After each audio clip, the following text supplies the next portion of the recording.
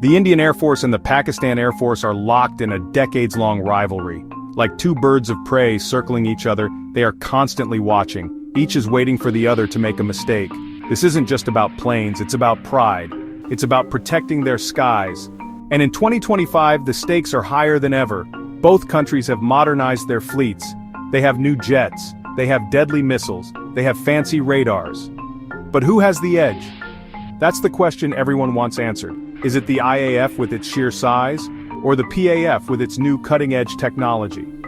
This isn't a simple question. There are many factors at play. We need to look at the aircraft. We need to understand their tactics. We even need to consider the global players who arm them. Only then can we start to understand this complex and ever-changing air power dynamic. And let me tell you, this is important.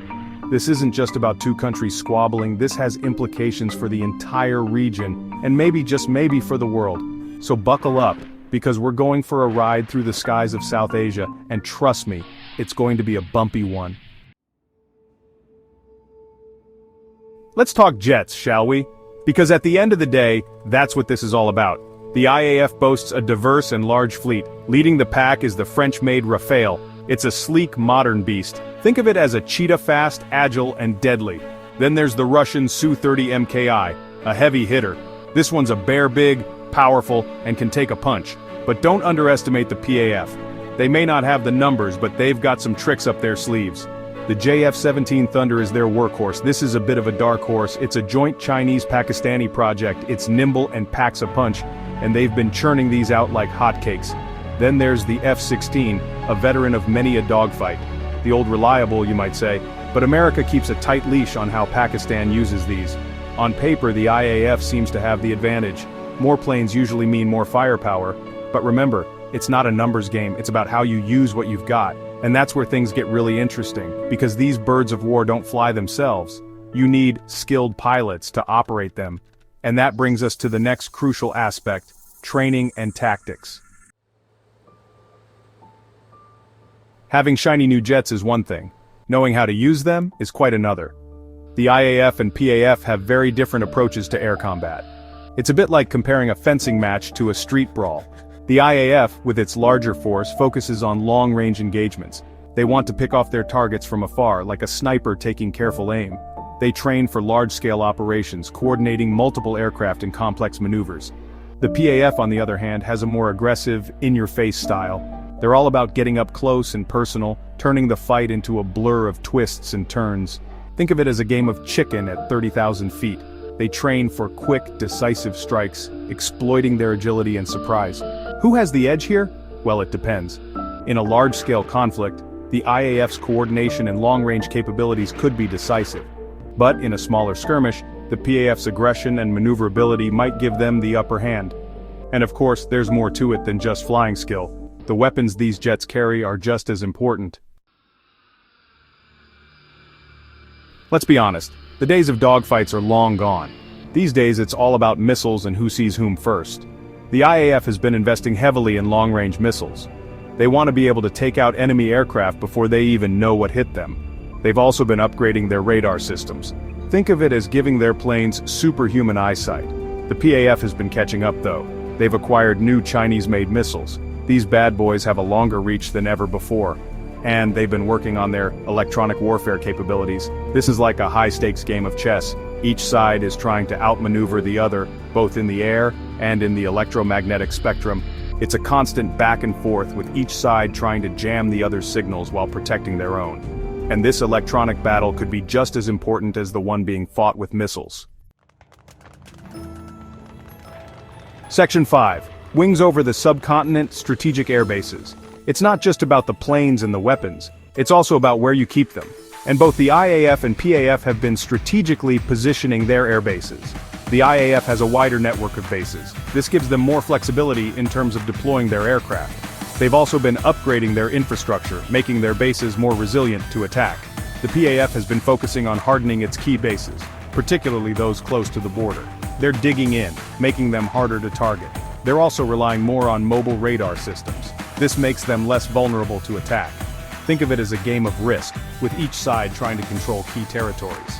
The IAF's wider network gives them more options, but also makes them more vulnerable to attack. The PAF's focus on key bases means they can concentrate their defenses but also limits their flexibility. And of course, all of this is happening under the watchful eyes of the global superpowers. Section 6.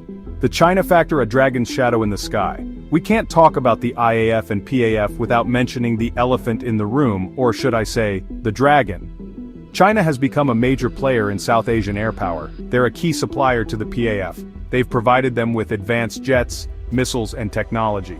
This has shifted the balance of power. It's given the PAF a much-needed boost, but it's also raised concerns in India. They see this as China flexing its muscles in their backyard. It's not just about the hardware, though. China and Pakistan have been conducting joint air exercises. This has allowed them to share tactics and learn from each other. This growing military cooperation is a major cause for concern in New Delhi.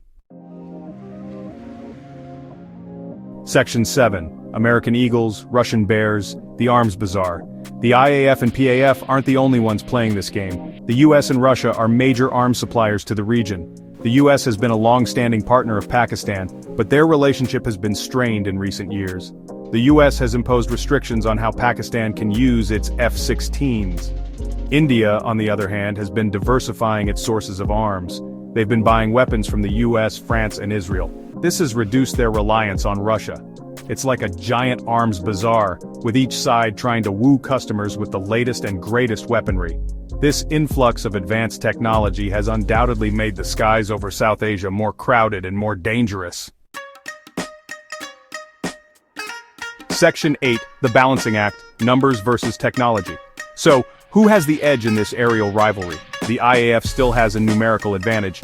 They have more planes and a larger pool of trained pilots, but the PAF has been closing the gap with its new acquisitions. They've shown that they're a force to be reckoned with. It's a classic case of quantity versus quality. The IAF has the numbers, but the PAF's technology is rapidly catching up. And in the age of precision-guided munitions and advanced radar systems, technology can be a real game-changer. It's a delicate balancing act. A single spark could ignite a conflict that neither side can truly afford. And with the growing involvement of global powers, the stakes are higher than ever before. Section 9. Blue skies ahead, the future of air power in South Asia. The future of air power in South Asia is uncertain. One thing is for sure, the skies are only going to get more crowded and more contested. Both the IAF and the PAF are continuing to modernize their fleets. They're investing in new technologies and developing new tactics. The recent clash between the two air forces has shown that this is not a hypothetical threat. It's a real and present danger. The use of advanced Chinese-made jets by the PAF is a game-changer. The international community needs to play a role in promoting dialogue and reducing tensions. The risks of a miscalculation are simply too great to ignore. The future of South Asia may depend on it.